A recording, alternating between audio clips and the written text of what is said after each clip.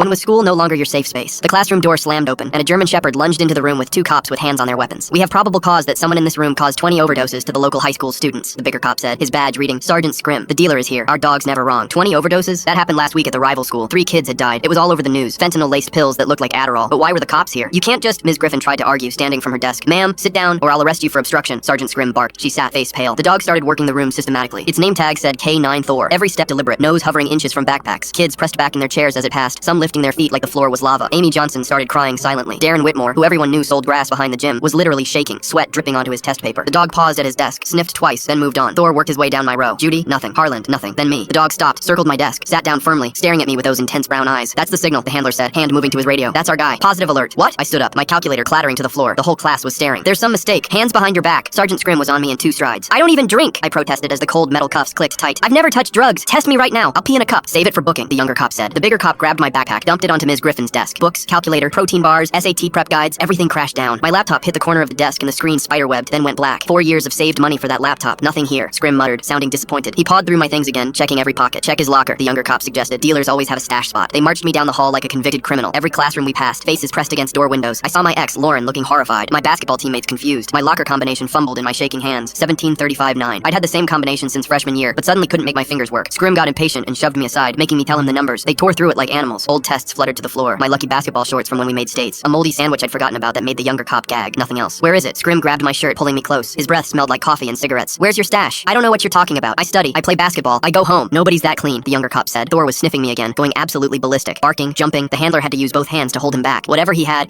contact with it recently. "This is the strongest alert I've seen from Thor in 2 years. You're going to tell us where it is," Scrim said, shoving me against the lockers. "Those 3 kids who died, their parents are planning funerals instead of high school graduations. You did that. I don't even know anyone at the other high school." My voice cracked. "Car," Scrim said suddenly. "Where do you park?" "Blue section," but they dragged me through the main entrance. The whole school was watching from windows now. I could see phones pressed against glass, everyone recording my perp walk. This would be on everyone's IG within minutes. In the parking lot, they made me point out my car, the used Mitsubishi my parents got me for my birthday. Navy blue, dent in the bumper from when I was learning parallel parking. But Thor walked right past it like it didn't exist. Instead, the dog lost its mind at a white BMW 3 spaces over. It practically climbed the door, barking and scratching like there were stakes inside. Thor was trained not to damage property, but he was fighting against that training. "Open it," Scrim demanded, pulling me toward the BMW. "I can't. Don't play games. Open the car." "I literally can't. Kid, you're looking at 20 counts of involuntary manslaughter, life in prison. The death penalty is on the table in this state for fentanyl deaths. Open the car." My hands were shaking so badly I could barely get my keychain out. I pressed the unlock button on my car fob. My Mitsubishi beeped and flashed its lights. The BMW didn't move. "Wrong button?" Scrim grabbed my keys, started pressing every button. Lock, unlock, panic, trunk. My Mitsubishi went crazy, honking, flashing, chirping. The BMW sat silent and still. "Why won't your key work?" he screamed, frustration boiling over. His face was turning red, veins popping on his forehead. Thor was literally trying to eat through the BMW's door now. Whatever was in that car was more than just drugs. Thing was, this BMW was my girlfriend's car. I could go free if I just told the cops so right now. I didn't want to snitch on her, but then Scrim turned to me. "I'm done with you," and took out his handcuffs. Full story on channel linked below.